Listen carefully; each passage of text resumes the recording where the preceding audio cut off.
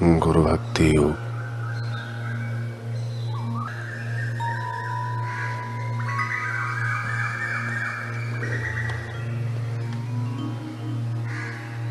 जब आप मुश्किलों एवं मुसीबतों में आ जाएं, तब गुरु की कृपा के लिए प्रार्थना करें।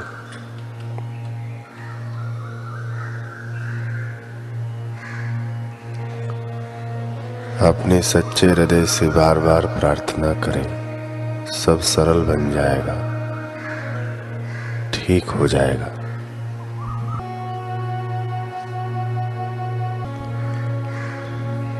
प्रातः काल में जगने के तुरंत बाद और रात्रि के समय सोने से पहले गुरु का चिंतन करो, पूर्णतः उनकी शरण में जाओ।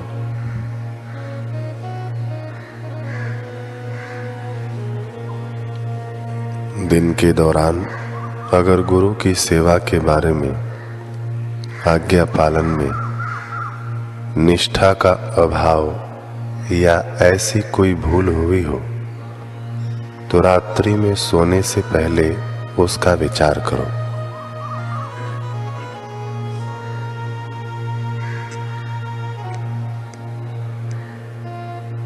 ब्रह्मनिष्ठ गुरु के चरण कमलों के सानिध्य में जाने के लिए कला, विज्ञान या विद्वत्ता कुछ भी आवश्यक नहीं है। आवश्यक है केवल उनके प्रति प्रेम और भक्ति से पूर्ण हृदय, जो फल की अपेक्षा से रहित केवल उनमें ही निरत रहने के संकल्प वाला होना चाहिए। केवल उनके ही कार्य में लगा हुआ, केवल उनके ही प्रेम में मग्न रहने वाला हो। हमें पूज्य बापू जी प्रसंग सुना रहे हैं कि महाभारत के युद्ध के समय संजय धृतराष्ट्र को युद्ध का समाचार सुनाते सुनाते कहता है कि अर्जुन और श्री कृष्ण का देखने भर का भेद रहा है। अब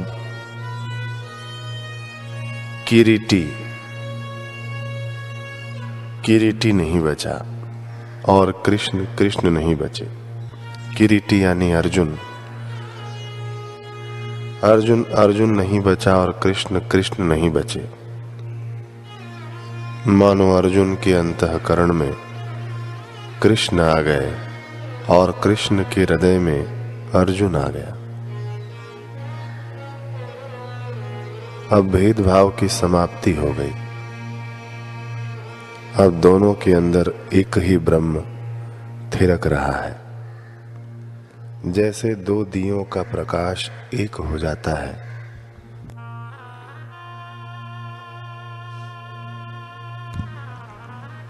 दो गौओं का मिश्रित दूध एक हो जाता है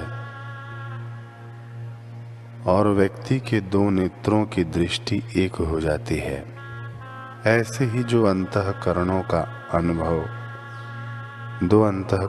अनुभव एक हो गया है। उस अनुभव का वर्णन करते करते संजय उन्मनी अवस्था को प्राप्त हुआ है। संजय के शरीर पर रोमांच उभर आया है। 18वें अध्याय की बात है। संजय की आंखों से प्रेम के आंसू टपक रहे हैं। गदगद गिरा नयन बह नीरा। आनंद और प्रेम में पुलकित होकर क्षण भर के लिए तो संजय बोलता बोलता बंद हो गया है। बाद में जब संजय चालू प्रसंग को प्रारंभ करता है, तब धृतराष्ट्र कहता है कि तुझे वेद व्यास जी ने मेरा शोक मिटाने के लिए बिठाया था, युद्ध का समाचार सुनाने को बिठाया था। यह तो प्रसंग से विपरीत दूसरी बातें क्या कर रहा है कि किरीटी और कृष्ण एक हो गए। यह मुझे समझ में नहीं आता। तो मुझे यह बता कि मेरे बेटे जीते कि नहीं जीते। अरे फट अभागा, वह ब्रह्मानंद की बात कर रहा है और तो पूछता है कि मेरे बेटों का क्या हुआ। संजय कहता है कि मेरा मत तो यह है कि जहाँ योगेश्वर श्री कृष्ण है और जहाँ धनुर्धारी अर्जुन है, वहाँ श्री यानी राज्य लक्ष्मी, विजय, राज्य लक्ष्मी की उत्तरोत्तर वृद्धि और अचल नीति की प्राप्ति निश्चित है। यह बात अगर झूठी निकले तो आप मुझे वेद व्यास जी का शिष्य मत समझना। अपने गुरु की गरिमा का संजय के हृदय में कितना अनुभव है कि मैं किसका शिष्य हूं, आपको पता है। अगर मेरी यह बात सच्ची न हो तो आप मेरे को वेद व्यास जी का शिष्य मत समझना। ऐसा नहीं कहते हैं कि भगवान की कसम, गुरु की कसम नहीं, भगवान या गुरु की कसम नहीं खाई जाती।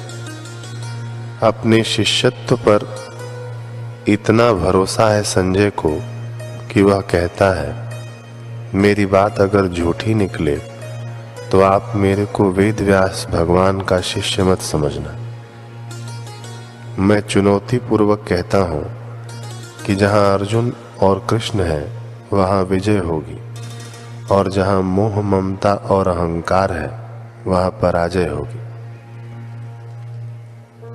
विजय पराजय का बिंदु यहाँ महत्वपूर्ण नहीं है, लेकिन यहाँ इस बात का महत्व है कि संजय को पता है कि मैं वेद व्यास जी का शिष्य हूँ।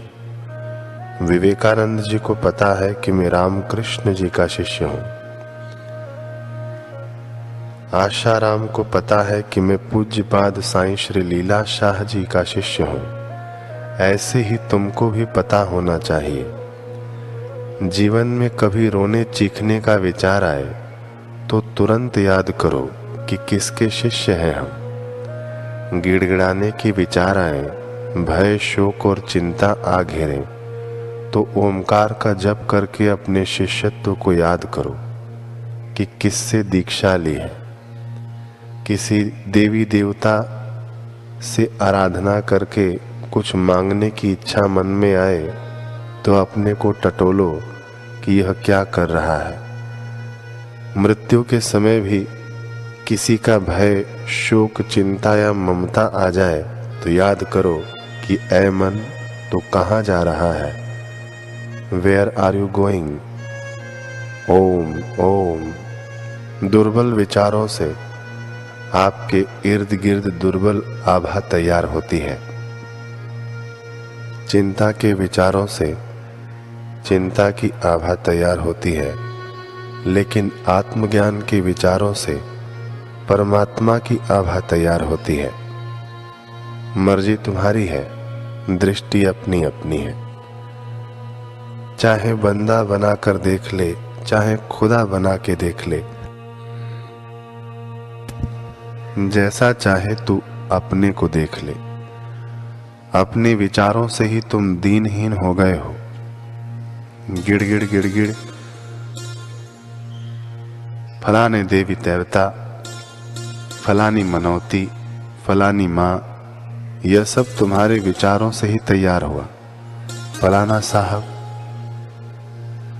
फलाना सेठ, तुम्हारे आत्मा से बढ़कर दुनिया में कोई महान था नहीं, है नहीं, हो सकता नहीं। यह गुरु का ज्ञान है, यह ब्रह्मवेत्ताओं का ज्ञान है।